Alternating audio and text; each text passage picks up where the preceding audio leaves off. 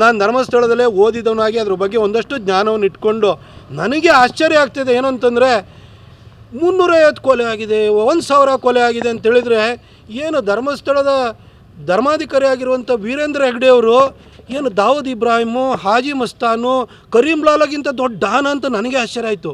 ಇರ್ಬೋದೇನಪ್ಪ, ನನಗೊಂಥರ ಅನುಮಾನ ಆಗಿಬಿಟ್ಟು ಈ ಎಲ್ಲ ಆಗಿಲಿ ಅಂತ ನಾನು ಸುಮ್ಮನೆ ಇದ್ದೆ, ಅದಕ್ಕೋಸ್ಕರ ಹೇಳಿಕೆ ಕೊಟ್ಟಿರಲಿಲ್ಲ. ಆದರೆ ಆಗದಾಗ ಏನೂ ಸಿಗ್ತಾ ಇಲ್ಲ, ಬರೀ ಕಲ್ಲು ಮಣ್ಣು ಸಿಗ್ತಾ ಇದೆ. ಯಾವುದೋ ಒಂದು ಸಣ್ಣ ಮೂಳೆ ತುಂಡು ಸಿಕ್ಕಿದೆ, ಅಲ್ಲಿ ಯಾವುದೋ ಹೆಣ್ಮಕ್ಳನ್ನ ಹೂತಾಕಿರೋಂಥದ್ದು ಇಲ್ಲವೇ ಇಲ್ಲ. ಇದಂದ್ರೆ ವ್ಯವಸ್ಥಿತವಾದಂಥ ಪ್ರಯತ್ನ ನಡೀತಾ ಇದೆ. ಆಯಿತು, ನೀವು ಧರ್ಮಸ್ಥಳ ಧರ್ಮಾಧಿಕಾರಿ ಆದಂಥ ವೀರೇಂದ್ರ ಹೆಗ್ಡೆಯವರನ್ನು ನೀವು ಆರೋಪ ಸ್ಥಾನಕ್ಕೆ ಯಾಕೆ ತಂದಿದ್ದೀರಿ? ಯಾಕಾಗಿ SIT ಅವರು ಪ್ರತಿನಿತ್ಯನೂ ಕೂಡ ಅವನು ತೋರಿಸಿದ ಗುಂಡಿನೆಲ್ಲ ಅಗಿತಾ ಇದ್ದೀರಿ? ಆಯಿತು, ಇಲ್ಲಿವರೆಗೆ ಏನಾದ್ರು ಸಿಕ್ಕಿದೆಯಾ? ಅವನು ಫಸ್ಟ್ ಎನ್ಕ್ವೈರಿ ಮಾಡಿ. ಅದು ಯಾವುದೂ ಮಾಡ್ತಿಲ್ಲ.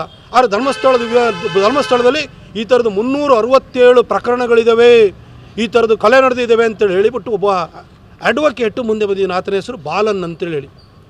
ಆ ಬಾಲನ್ನು ಇನ್ನೊಬ್ಬರು ಮೊಬೈಲ್ ತೋರಿಸ್ತಾರೆ, ಅದರೊಳಗಡೆ ದಾಖಲೆ ಇದೆ ಅಂತ. ದಯವಿಟ್ಟು ಬನ್ನಿ ಸರ್, ದಾಖಲೆ ಕೊಡಿ.